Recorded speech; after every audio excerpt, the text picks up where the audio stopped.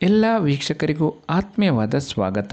ಇವತ್ತಿನ ವಿಡಿಯೋದಲ್ಲಿ ಸುಮಾರು 800 ವರ್ಷಗಳಿಗಿಂತಲೂ ಹಳೆಯದಾದ ಶಿವ ದೇವಾಲಯದ ಬಗ್ಗೆ ತಿಳಿದುಕೊಳ್ಳೋಣ. ಈ ದೇವಾಲಯದ ವಿಶೇಷತೆ ಏನೆಂದರೆ, ಈ ದೇವಾಲಯಕ್ಕೆ ದೇವರ ಹೆಸರಿನ ಬದಲು ದೇವಾಲಯ ನಿರ್ಮಿಸಿರುವ ಪ್ರಧಾನ ಶಿಲ್ಪಿಯ ಹೆಸರನ್ನು ಇಡಲಾಗಿದೆ. ಸಾಮಾನ್ಯವಾಗಿ ಇಟ್ಟಿಗೆಗಳು ನೀರಿನಲ್ಲಿ ಮುಳುಗುತ್ತವೆ, ಆದರೆ ಈ ದೇವಾಲಯ ನಿರ್ಮಾಣಕ್ಕೆ ಉಪಯೋಗಿಸಲಾಗಿರುವ ಇಟ್ಟಿಗೆಗಳು ನೀರಿನಲ್ಲಿ ತೇಲುತ್ತದೆ. ಇಂತಹ ಚಮತ್ಕಾರಿ ದೇವಾಲಯ ಎಲ್ಲಿದೆ? ಈ ದೇವಾಲಯವನ್ನು ನಿರ್ಮಿಸಿರುವ ಪ್ರಧಾನ ಶಿಲ್ಪಿ ಯಾರು?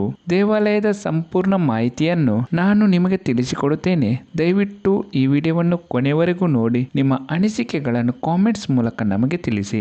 ಇಲ್ಲಿ ಸಿಕ್ಕಿರುವ ಶಾಸನಗಳ ಪ್ರಕಾರ ಕಾಕತೀಯರ ಆಳ್ವಿಕೆಯ ಸಮಯದಲ್ಲಿ ಜನರಲ್ ರೆಚ್ಚೆರ್ಲ ರುದ್ರನು ಸುಮಾರು 800 ವರ್ಷಗಳ ಹಿಂದೆ ನಿರ್ಮಾಣ ಮಾಡಿದ್ದ ಎನ್ನಲಾಗಿರುವ ಈ ದೇವಾಲಯ ಹಲವಾರು ವಿಶೇಷತೆಗಳನ್ನು ಹೊಂದಿದೆ. ಈ ದೇವಾಲಯದ ಮುಂಭಾಗದಲ್ಲಿರುವ ನಂದಿಯ ವಿಗ್ರಹವನ್ನು ಯಾವ ಕಡೆಯಿಂದ ನೋಡಿದರೂ ಸಹ ನಮ್ಮ ಕಡೆಯೇ ನೋಡುತ್ತಿರುವಂತೆ ಕಾಣಿಸುವುದು ಬಹಳ ವಿಶೇಷವಾಗಿದೆ.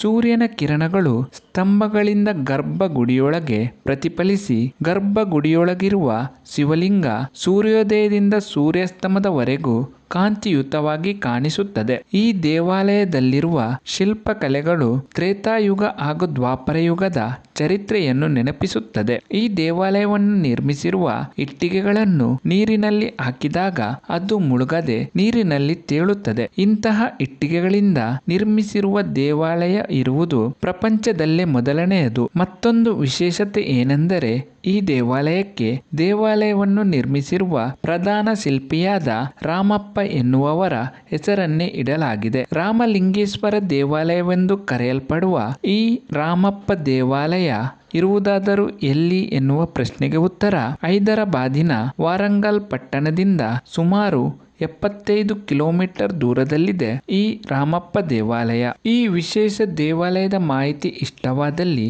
ದಯವಿಟ್ಟು ಈ ವಿಡಿಯೋವನ್ನು ಲೈಕ್ ಮಾಡಿ. ಇನ್ನಷ್ಟು ಹೊಸ ಮಾಹಿತಿಗಳನ್ನು ಮುಂದಿನ ವಿಡಿಯೋಗಳಲ್ಲಿ ನಾನು ನಿಮಗೆ ತಿಳಿಸಿಕೊಡುತ್ತೇನೆ. ಎಲ್ಲ ವೀಕ್ಷಕರಿಗೂ ಧನ್ಯವಾದಗಳು.